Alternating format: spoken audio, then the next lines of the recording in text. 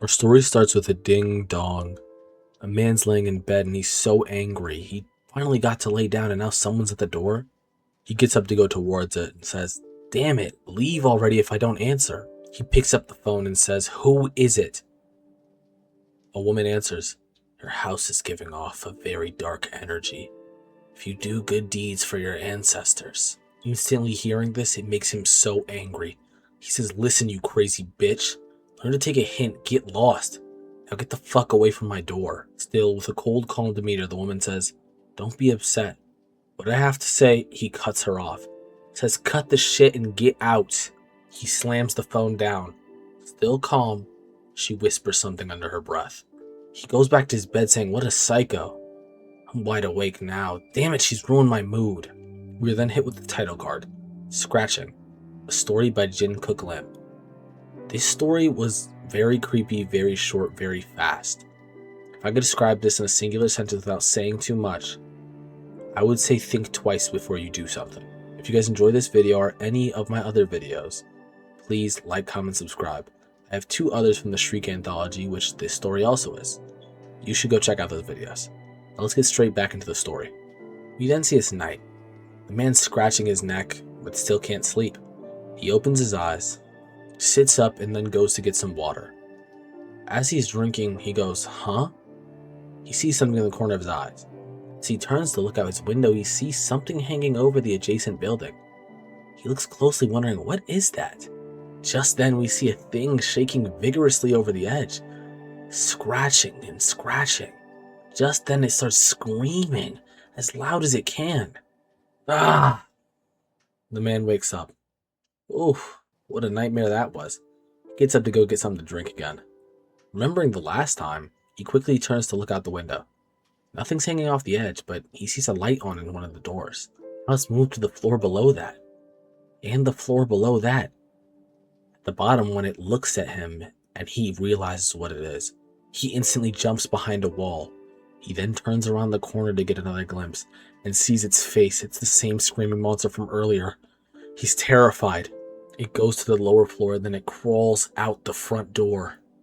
He then runs screaming and jumps in his bed. He's trembling, he's shaking, and then he's whimpering as he wakes up, realizing this was another nightmare. He goes, "Holy crap, it really got to him. A nightmare inside of a nightmare. What are the odds?" He gets up out of bed, goes to get some water. Then he remembers, and he looks. This time it's not outside the window. There's something scratching at his door, scratching really loud. He goes over to his door, and a little crack, he sees its face. It's found him, it's at his door. Instantly his eyes go white and he passes out.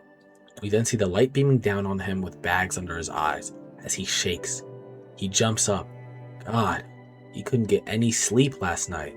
We see him later on a stroll, wondering, why do I keep having this same damn nightmare?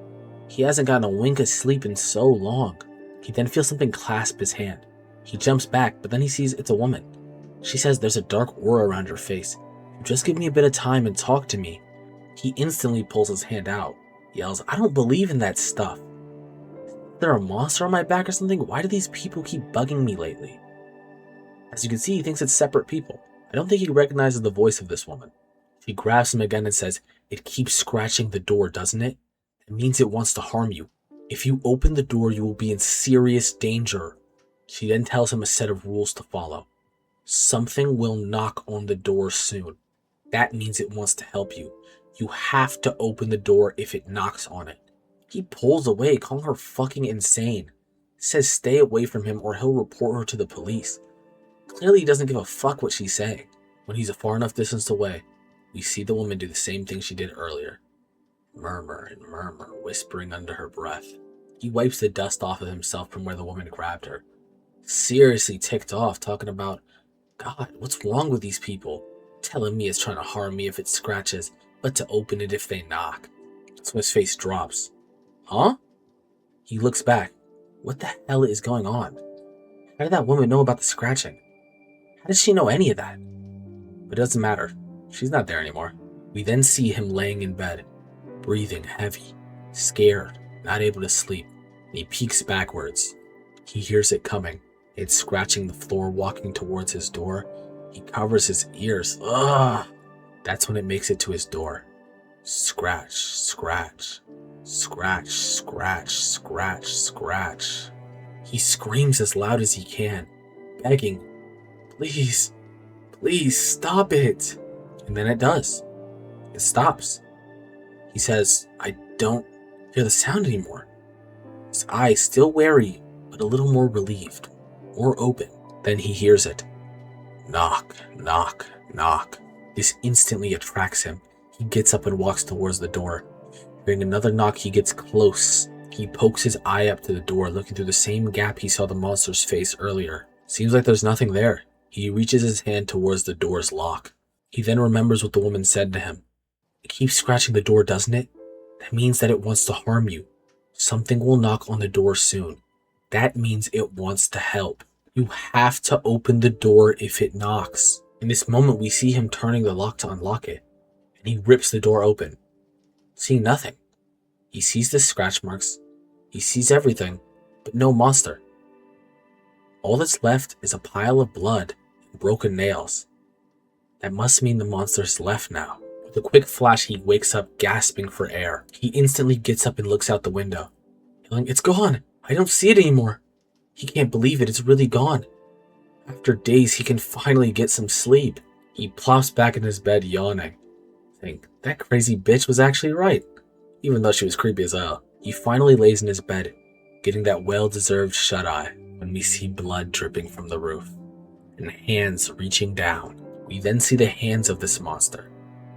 It left its nails on purpose.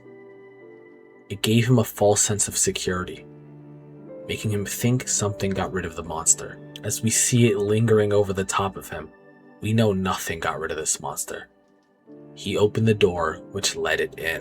The monster screams, so happy to finally get its prey. And in this moment, if we look closely at his face, closely at his eye, he sees the monster. He knows what he did. We are then greeted by a ding-dong. The man responds, who's there? And we see someone. Someone saying, your house is giving off a dark energy.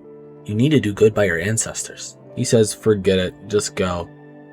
When she tries to speak again, he says, get lost, don't make me come out there. Then the woman from earlier starts scratching her neck, with hands that are cut up and missing nails. We see her bloodshot eyes, realizing that woman was the monster. We are then given a bloody title card saying scratching end. That is the end of our story, the third story of the Shriek anthology, Scratching. Like I said earlier, this felt like the man just needed to think before he did. Many things he could have done to stop this result, like clearly recognizing the voice of the woman you heard yesterday. Thought to himself, maybe I shouldn't open the door no matter what. Truly, if you don't believe in them, why would you open the door? But then again, that's in hindsight. I'd like to say I fully understand him opening the door. When you're desperate, haven't slept in days, and someone tells you something you couldn't expect, something about a situation you thought was just going on in your head, you listen. This woman clearly lulled him into a sense of having to do what she wanted him to do, which resulted in her getting exactly what she wanted, his life. I hope you guys enjoyed this one, and I also want to apologize for how much cursing there was. There was a lot. I didn't really want to do it as much, but I had to say it for the story, okay? You feel me? Some of the times I cut them out. But yeah, I hope you guys enjoyed this story. If you did, like, comment, subscribe, and be ready for the next one. I'll see you in the next story.